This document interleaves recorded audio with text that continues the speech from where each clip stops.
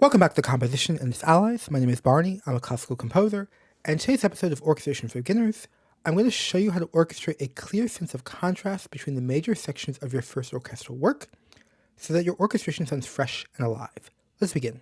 Part 1. What to avoid. Lack of contrast between the highest voices. Notice how we end section 1 with strings and oboes. The oboes are placed above the strings so they will clearly be heard. At the start of section 2, there are a lot of brass present, reinforced by bassoons, clarinets, and oboes. Oboes are doubly the trumpet too, and they are the highest notes of the chord. Therefore, we have oboes on the top of the chord across two different sections.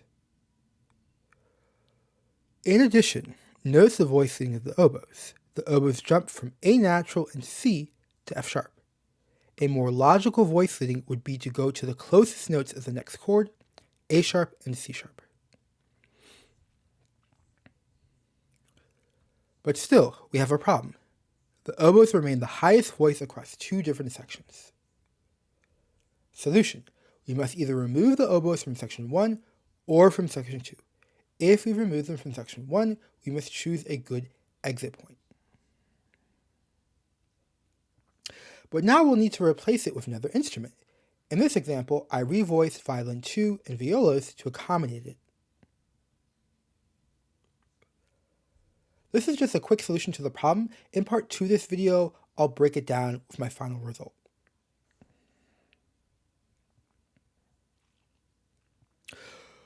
Lack of contrast between groups or musical families. In this example, notice how we're using all groups or musical families at the end of section 1 and the beginning of section 2.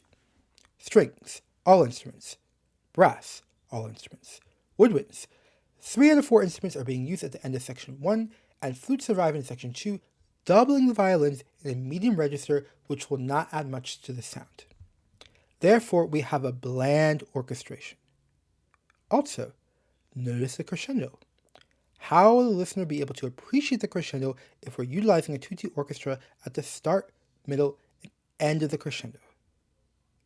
Solution. Remove unnecessary instruments. Let's start with the strings. I remove the lower part of the chord so that the arrival at section 2 feels more powerful. In orchestration, when we make a change in one group, we often have to modify another group. I revoice the lower strings for brass.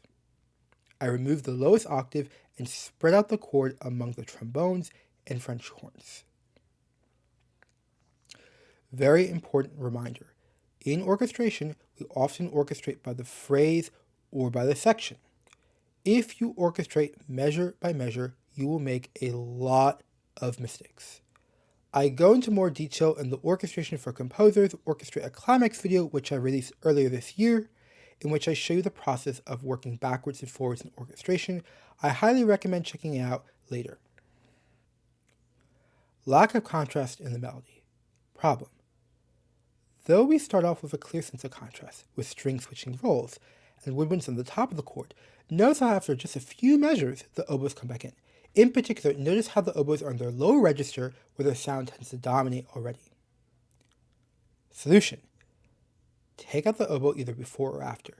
Given the fact that the oboe performs the melody later on, it would probably make more sense to remove it from the first chord. The orchestration of the woodwinds will likely need to adapt as well. Do not be scared of modifying your orchestration once you have to make a change. This is your job and will ensure that your orchestration sounds excellent. If we remove the oboes, notice that the harmony is a bit incomplete with just the clarinets. Therefore, we should probably eliminate the clarinets as well. Now that we've gotten rid of the woodwinds, notice that we're left with brass and strings. There's a lot of G and D, especially for the middle and bottom of the chord. Without the woodwinds on top, the brass now overpower the chord. As a quick fix, I removed the French horns and kept the trombones to help color the bass. Let's move to part 2 so I can show you the final result. Part 2. What to do. Change the instrument.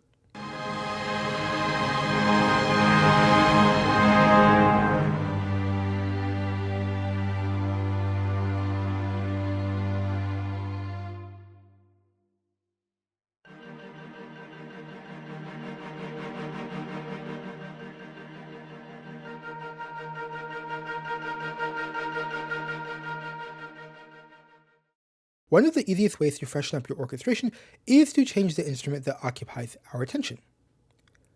At the end of section 1, the violin 1 is the focus. In section 2, however, the strings take on an accompaniment role and the oboe has the melody. Important, one of the classic ways to make melodies sound fresh is to place them against a contrasting background. In this passage, the woodwind solos pop against a neutral background, homogeneous strings. Change the roles.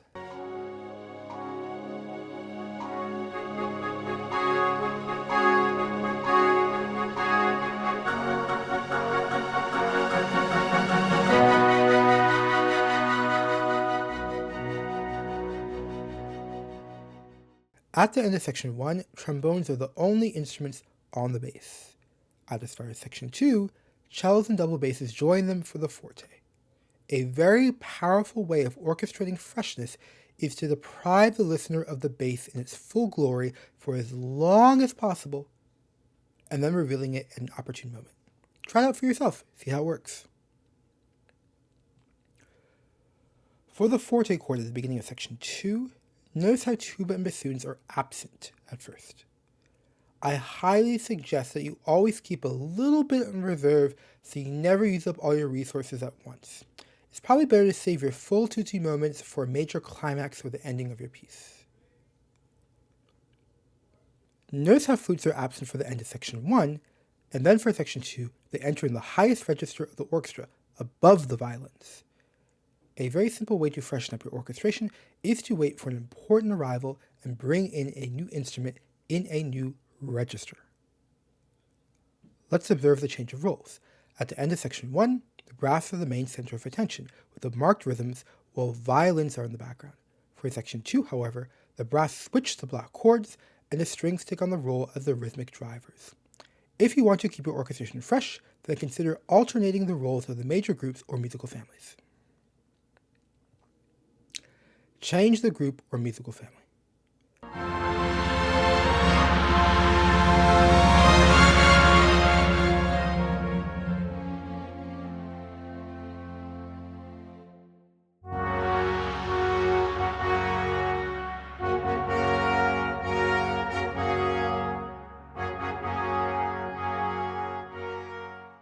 Notice how fresh the brass sound.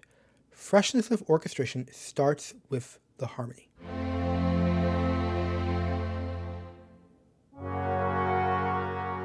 In section 2, trumpets are the highest voice.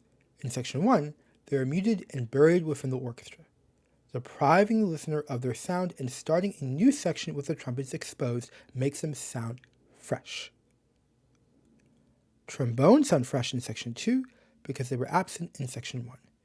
Do not underestimate the power of these very simple effects. Important, contrast versus continuity.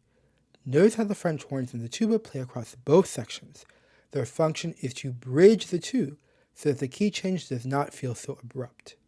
This effect is slightly hidden because they are not the highest voices.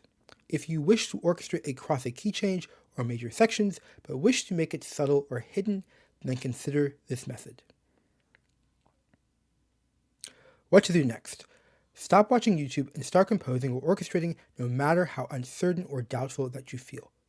Recommended. All else fails, you can check out How the French Learned Orchestration for a targeted study in orchestration. Thank you for watching.